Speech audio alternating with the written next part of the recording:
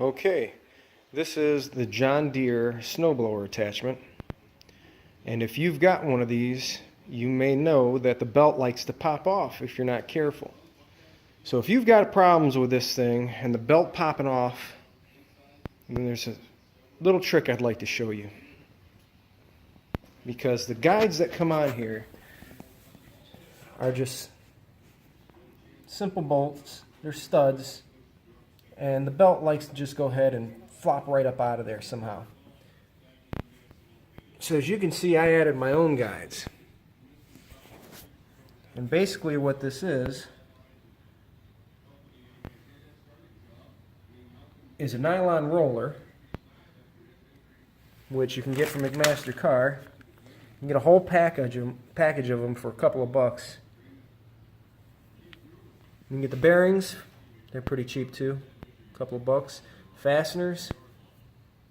So as you can see, there's a little bit of wear on these after using them for a year, or for one winter I should say. But I tell you what, this thing worked like a beast after I put these guys on.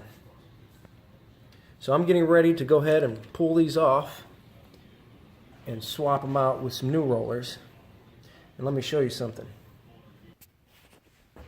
So this hole here did not exist. I had to create that myself. So basically, the spacer that I bought, I placed it directly adjacent to the pulley, this pulley here. And then I marked it simply by holding the spacer in place, taking a drill bit, and spinning the drill bit so that I got a nice little divot right in the steel. Do that on both sides.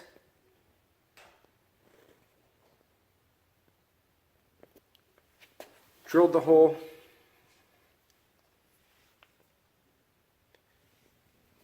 Purchased my parts.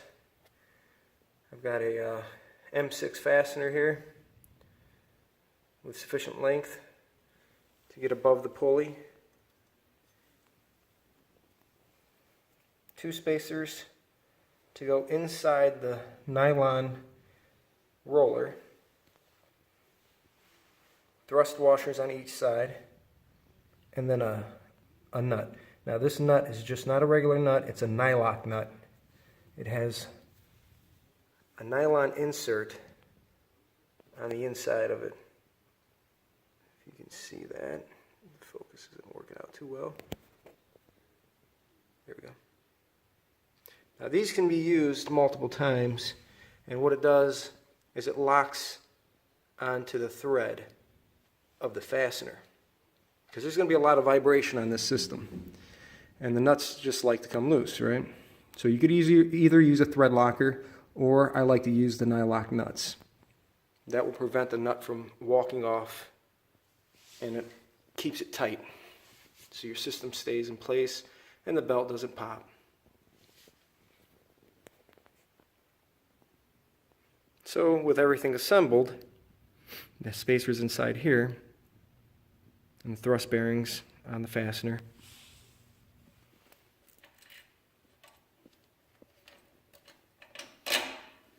put that guy on there like that, and then I'll take my nut, put it on the underside, and tighten it up until it's snug, but I won't torque it to spec because I don't want to crush the bearings and the nylon roller. I want to hold it so that it's just snug. That's another reason to use the Nylock nut, because you don't have to worry about torquing the fastener to spec. The torquing of the fastener, it's preloading the fastener, it's stretching the bolt, and that creates the anti-loosening properties of your joint. In this case, we're not going to stretch the bolt, we're just going to use the Nylock nut to hold the clamp force, and that will be our anti-loosening feature for this application. So a couple of other things I'd like to mention.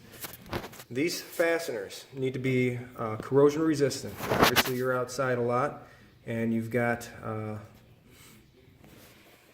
salt and snow, although I do not use salt on my driveway. I just snow blow the crap out of it and it's good to go.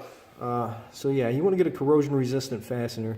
These are just zinc plated, and as you can see, I used them all season. They're fine. Same thing with the bearings. You want to get something that's corrosion resistant. These are probably stainless steel, I can't recall, but as you can see, they've also held up very well from 1 year. The nylon is obviously corrosion resistant naturally. So yeah, it worked out really well. And as soon as I get a big pile of snow dumped on me, I will go ahead and take some video and show you guys how this works out.